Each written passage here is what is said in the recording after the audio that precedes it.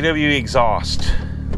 I gotta run over to the garage, get the M5, take that for the last spin, shoot the the video talking about the final modifications and why.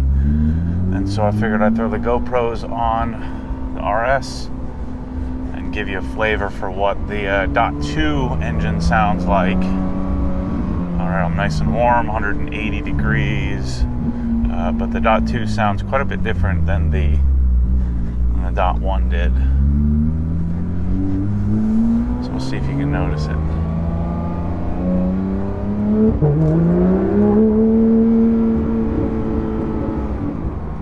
So the car has a side muffler, center muffler delete in favor of the, I guess you could say, tuned switch path from AWE. So we have valves, we have cats, and factory headers.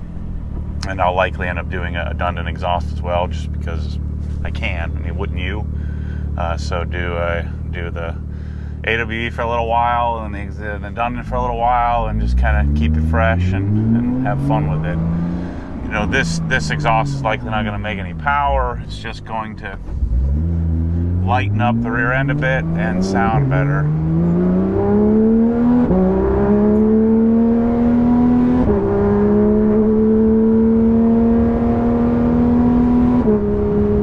But just listen to ready for the downshifts.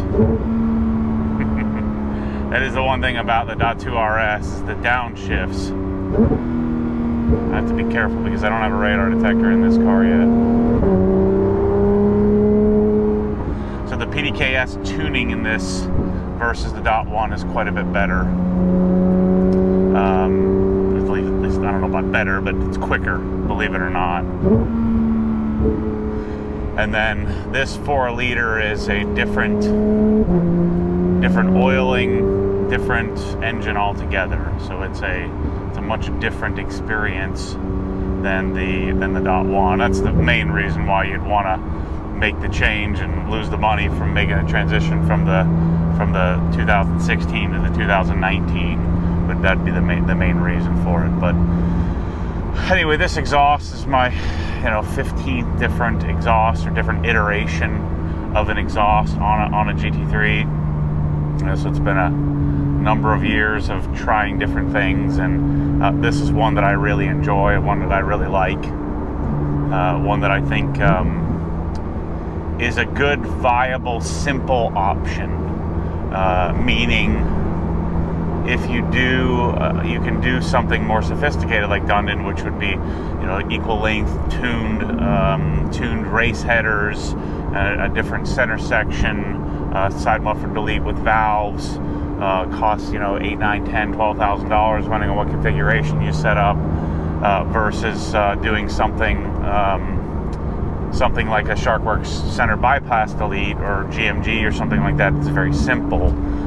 This is kind of in between, in that I get to delete the sides and the center, which if you do on most exhausts on this car, it ends up very, very droney and a bit obnoxious.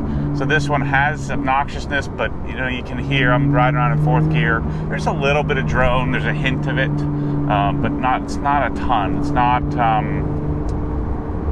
It's not off-putting. It makes this car sound nasty.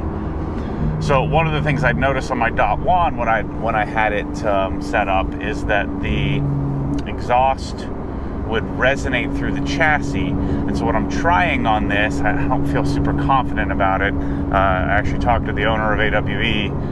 He said they've had exhausts and the headers break apart in the past in some older 911s, and so the reason why they give you a chassis clamp, if you will, that clamps to the H clamp on the back of the car, is so that you don't end up with any cracking or issues. And so I'm going to test it out and see.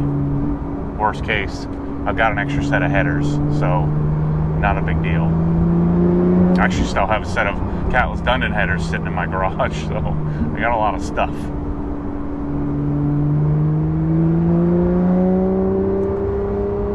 But I just wanted to give you an idea what it sounds like. I'll be going out to do a drive-by exterior video soon.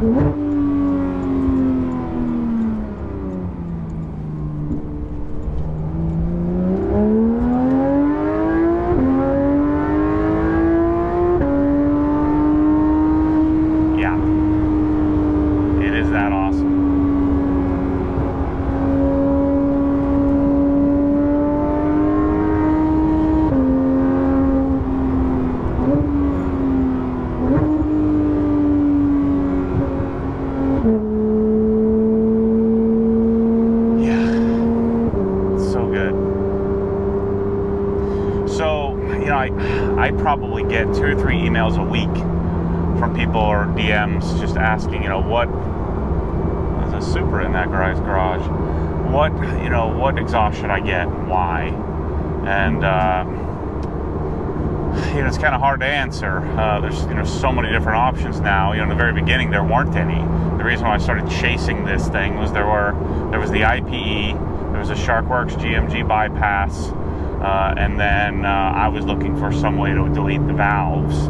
And unfortunately, on this car, if you delete the valves, you end up with some real boomy drone on anything outside of doing a center bypass delete. You end up with some real drony, annoying sounds. Just doesn't sound right.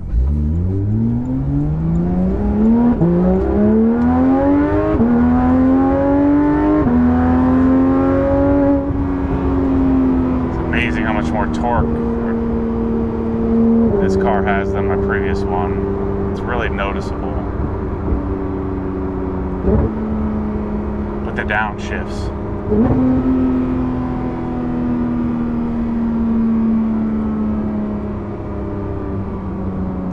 So I don't have anything super eloquent to say. I just wanted to bring you along on the way over to the garage and set the cameras up real quickly, just so I can give you a taste for what this exhaust sounds like.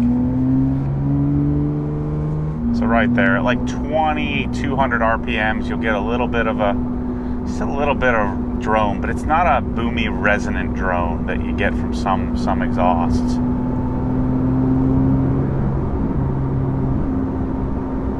I really got to get the radar detector installed. Back here all the roads are 35 miles an hour.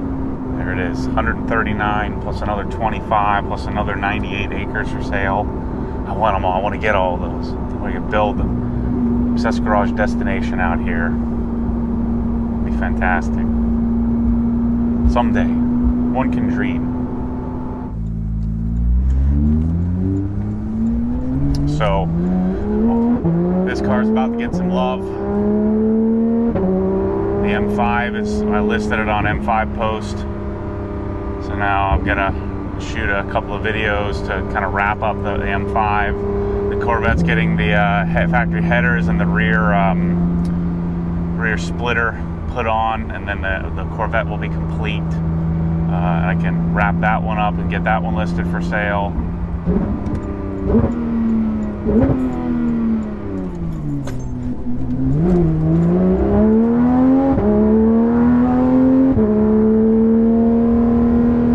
And then this is going to get a full correction protection series, DSC controller, radar detector, lower the car a bit, new wheels, because I can't handle the green stripe on these, new tires as well.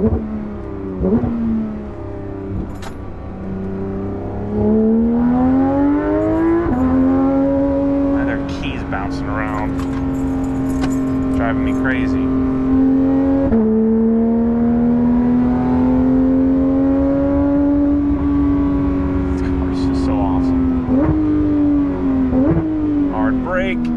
Enter. Yeah.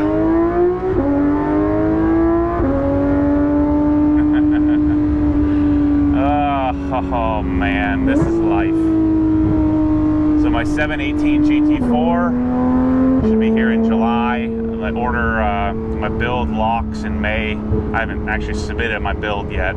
I wanted to wrap up the Corvette and the at least get the M5 listed before I'd made the video talking about getting another car. And we'll see. I may sell my M3 too. We'll see. The Raptor's getting a Series 2 coming up because it's Raptor needs some real Matty love. Needs some real dialing in of mechanically and also both mechanically and physically. The paint condition is just not. It's 3 years into the Secords TiO2 coating we put on it that we IR cured. It's held up really well. I'm sure the coating's still on there. I haven't washed it in a long time. So we're gonna decon, correct, and re-protect the Raptor. I got new wheels and tires coming for it.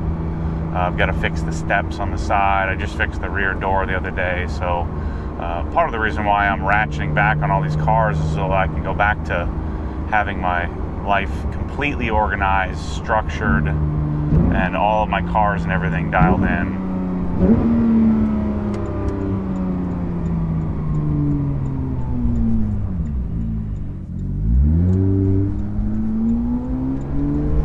And OGHQ is right down here on the right.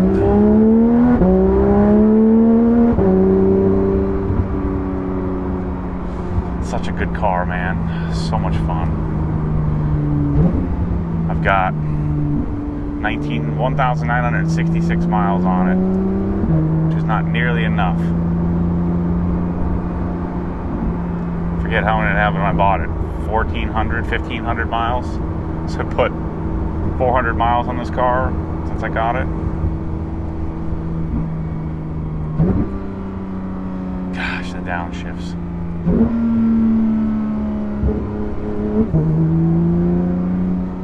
So we'll get you some proper mountain driving here in the spring, and lots of RS videos coming up here, because I could literally drive this thing everywhere every day. No reason not to. So stay tuned, more RS stuff coming. Can't wait to just pull in here and park this car right in the garage. Just got to get rid of a couple of cars. Anyway, thanks for watching. Catch you on the next one. Make sure to check out the M5 videos.